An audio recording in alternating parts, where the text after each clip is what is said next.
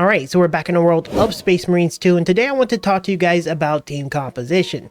Now, one thing I've noticed in the last couple of days is a lot of players are starting to transition into the end game and somehow actually have friends to play with. And I thought it would be actually a really good idea to show you guys what, in my experience of playing the game, is the best team comp available in Space Marines 2. As of recording this video right now, I have over 105 played hours. I use GeForce now, so it logs you out after 5 minutes or so. Not AFK hours, these are raw play hours of Space Marines. I have maxed out every single character except for one at the moment, and I've completed every single mission on the hardest of difficulty. So in this time, I think I've amassed at least a good amount of knowledge, a good amount of playtime, a good understanding of what is the strongest in the game right now, and want to give you guys maybe a bit of direction. Maybe you want to build into certain type of characters with your team. Maybe you want to see who's worth building into first. Whatever the case is, I'm going to give you that so you know exactly what to do. Keep in mind, this is not a list saying that anything can't be good. Every character is valuable. Every character is playable. And if you have a comp that you think is good, feel free to leave it down in the comments. I can try it out and give my take on it. Ultimately, this is going to be a good way for you guys to understand what is strong. So let's dive right on in. Alright, so first things first, let's talk about the first character or the first Marine that I think is going to be in the best team comp, and that is going to be the Heavy. Now, initially when I first started playing the Heavy, I came in with the expectation of the Heavy to be generally good. I think in most games that I played that featured a class that had like a LMG or some type of heavy weapon, they're generally good. They're never usually over the top strong, and they're not usually weak, but they're always been like consistently good, and that's kind of the expectation I expected when we jumped into Space Marine 2 with the Heavy, and I couldn't have been more wrong. The Heavy, in my opinion, is actually one of the better Marines in the entire game, being able to frontline. Well, he's kind of range, but range frontline, if that makes sense, with his shield. And he has the ability to give some really awesome cooldown, which is actually going to be useful for literally every team he's a part of. He's also going to give tons of benefit in the form of ammo, which is going to be useful for every single Marine. And generally speaking, as I said a moment ago, he's actually fairly tanky, and he deals a lot of damage. He's one of the more tanky Marines. He has comparable health to the Bulwark. If you build him correctly, especially with the Melta, you can deal tons of damage while also being like unstoppable during the like heavy mode that you're in, whatever it's called. So when it comes to any Marine that I think would be, generally speaking, universally good in any comp, definitely the Heavy is going to be someone that you should invest into if you're looking to have the best comp. For the second character we're going to be adding to this composition is going to be the Sniper.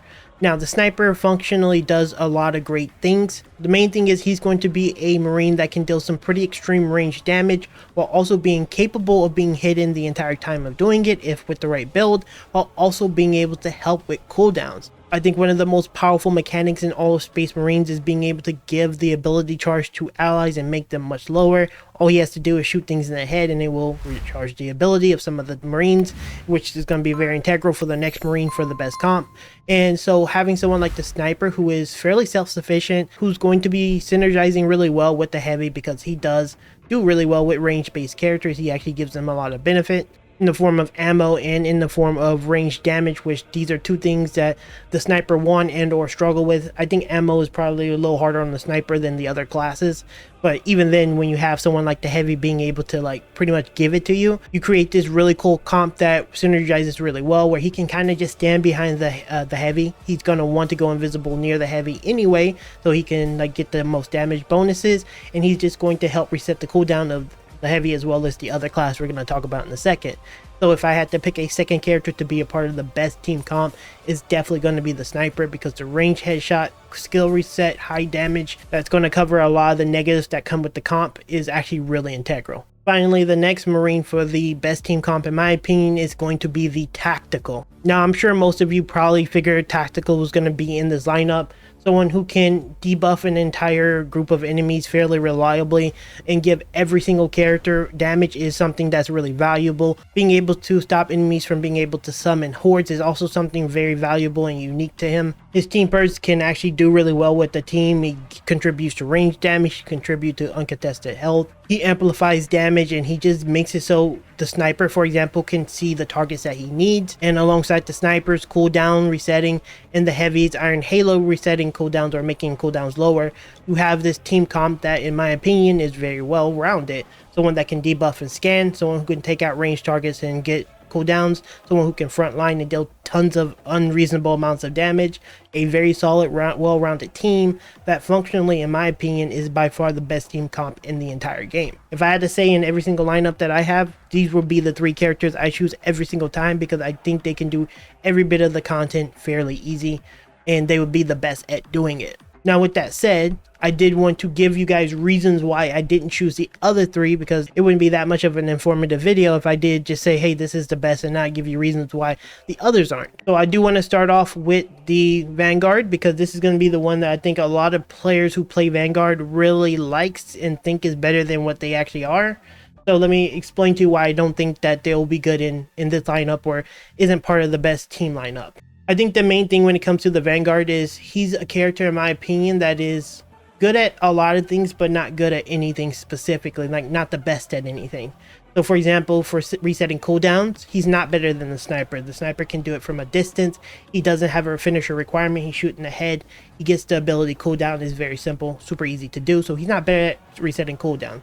He's not even close to as good as the tactical when it comes to debuffing. He has the abilities to debuff, but again, tactical outshines him by a massively large margin. Like, you can't even debate that. That's not even debatable. So he doesn't debuff better. From a tanking perspective, he doesn't tank better than a bulwark. So he's going to have a lot of these skills that say when you make a mistake, you get to have another mistake be less of a mistake. So I take damage. Now the next time I take damage, I take less. Like, I think that's a garbage design in itself, but more importantly, the bulwark does it better than him. So even if you did want someone to be in your front lines tanking for some reason and man fighting and doing this, I don't think he does it better than the bulwark. In terms of mobility, he is not better than the assault at getting in there. And while he is a good like sparring based marine, I still would rather someone who just killed. So for example, why have this guy sit here and fight and spar and do all these parrying and evading when you can just, you know, use my Melta on my heavy and just kill everything in like 2 seconds, you know? And that's kind of where the Vanguard, in my opinion, drops off. And you'll say, well, hey, he has Melta too, but he's not better than tactical at using Melta. He's not better than the heavy at using Melta. So when all those things are taken into consideration, if I had to choose 3 characters, Vanguard does not fill a role that is good for anything because others do it so much better. There's no reason to have him. Next would be the Bulwark. Very similar to the reason why I said the Vanguard, but a little bit different.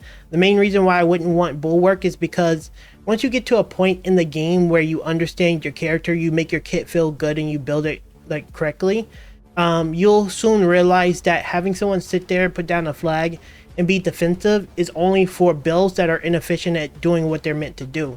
So early on, you know, having a bulwark on my team was really good because we couldn't deal with hordes. But once I start building characters like the heavy correctly, characters like the tactical correctly, hordes were not a problem. They will drop in 5 or 6 seconds. It didn't matter if they swarmed, and even if they swarmed, I just out damaged it so much it didn't matter. When it comes to bosses, that's kind of an experience thing, and there's not that many anyway, to be quite honest.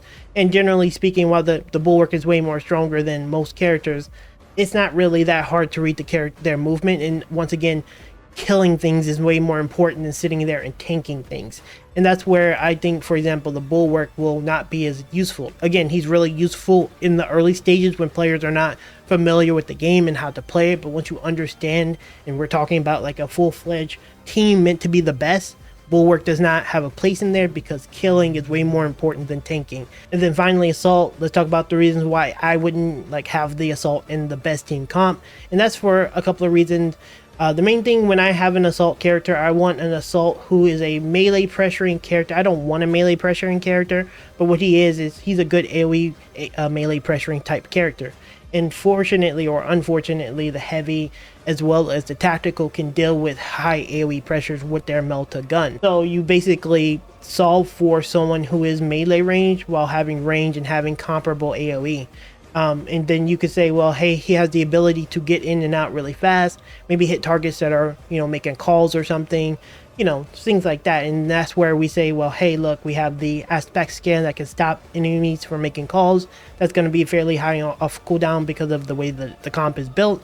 And then, of course, you have a sniper who is a headhunter who is specifically designed to kill things really fast that are maybe a bigger threat. So he kind of fulfills that same role in a different kind of way, from range, safer, hiding behind his heavy.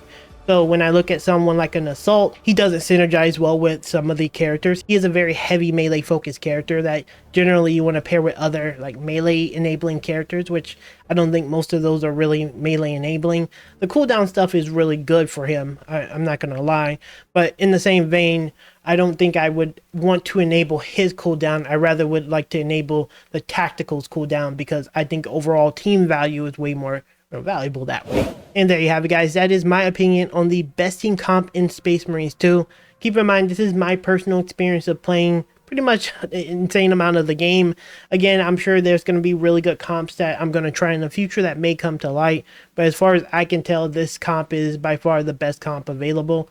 And I don't think adding the other characters will make much of a difference. But down in the comment section, leave me some information. What you think is actually better. If you agree, disagree, respectfully, leave me some comments. And yeah, I'll read them, respond to all your comments, and see what you guys have to say. Hopefully the video gave some players a bit of insight on what to expect from some of the Marines. Maybe this helped you make a decision on what Marines you want to level or play together with your teams. And with that, I'll see you guys in the next Space Marines video very soon.